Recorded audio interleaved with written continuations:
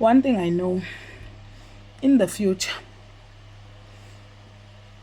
mhla sesiba nama sit down with women, mhla sesiba nama women empowerment sessions. Nje mhla senza nje into eziningi about for womanhood. One criteria engiyoyibeka futhi ibe umthetho ukuthi fanele silande irecord lakho lokupick me. Yeah. Fanele silande irecord lakho lokupick me. Uyabona mhla usuzofakaza ngokuthi indoda wayinika igrace, wayinika nemoto yakho, wayithathela namaloni yakugila. Sizolanda irecord lakho lokupick me. But elikhulukazi sizolanda lingcono leli moto namaloni.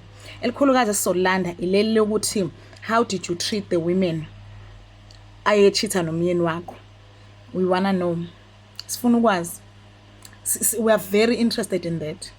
Wawubafonela? Wawubashaya ngechitho? How did you treat single women around you? Wawuba exclude? Wawunjani? We want to know. Before sihlangane ke sikudabukele size sikhale nawe sishaye we glorify your holy name sithandaze nawe sifuna ukwazi record lakho lokupick me. What kind of a woman were you when you were picked wena? What kind of a woman were you wena ngalesi sikhathi patriarchy usayi princess yayo usahlala kwi VIP section? Leyo nto ibalekile ngoba sizoze attend ama women empowerment session nje nabantu who did not empower women, nabantu who refused to empathize with women, because that's what feminism is. It's justice and empathy. You understand? So ngibana ukuthi kubalekile mina guysini ukuthi nje silande record lakho futhi siwa grade nama crimes akho ukuthi lana hayi cha we're gonna give you grace ngokuthi wawuse conditioned la, but leyo ukuthi wena wawufonela amantombazane wathuka uthi achitha umuzi wakho kanjani ilona party ke lelo ke sifuna ukuba interested kuwe ukuthi wena wawe all of those crimes against womanhood, ama rhetoric, i-statement zakho, ama tweets akho, yonke into sizoyilanda. Ukubona ku-tweet umuntu meselandwa sizokulanda nawe ngoba nenza ngamabomu. Izinto mayisunfavor anifuni ukuzolana nabanye abantu besifazane. Into mayinga-apply kuwe awufuni wena ukuzolana nabantu besifazane. Uma abantu bekhuluma negatively about women with multiple baby daddies, wena ufika kwi-comment section uthi ngcono mina bobabili bazalwa ubaba yedwa, uyayithanda lento exceptionalism, and ngizokulanda, sizokulanda fresh, sizokuvetha, sizokulandela, sokulandela umlando wakho ukuthi usuyisigayigayi nje esimotivator usuka phathina ama views akho. So kugcwalisisa nane form, silande nane quiz, because you love exceptionalism.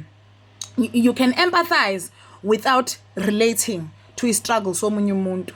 You don't always have to come here and show ukuthi wena hayi wena ungcono ngalokho. Hayi ngcono mina ngoba lo usiboniso sahlangana high school wangishada. Cha niyahlupheka amantombazane, cha ngathi kunzima la ngaphandle. Ngcono mina ngoba sizolanda lelo record lakho ngoba ngelinye ilanga mawusudilikile umthangala, you will come back here and you will seek empathy yabanye abantu besifazane who have been telling you ukuthi uyadilika kanjani umthangala. Phela besingasho ukuthi mhlambe color or do something, but siyasho ukuthi uyadilika umthangala. We will vet you and find out how did you treat women around you while you were winning. How did you treat people obuyibona ungcono kunabo? Ubuhost ama seminars for people who have what ngoba niyathanda ukucwasana njalo kulento yeni yokukhethwa abafana. Niyayithanda exceptionalism. Niyathanda ukuhlela display ukuthi wena ungcono ngani. Hey, lapha ke khonsempu kule game okudlula emunye washo uMampintsha. But ke shout out to the women who are picked kodwa abarelaxile nje and ngoba bakhona. But nje that's all I will say today ukuthi guys sizowalanda ama record enu. Mina I'm thoroughly interested in your records ukuthi wawuyiphethe kanjani wena into zakho before usixoxele ngedivorce yakho ukuthi indoda ikudubula iqakala usekwenzakala bo. Asilanda abantu ababeseduze kwakho ufike nabayofakazi bakhe abathathu bakufakazela ukuthi you were a girl's girl, bubathanda abanye abantu besifazane, ubaseka futhi umuntu empathizayo ngoba we're calling for empathy from other women. and solidarity.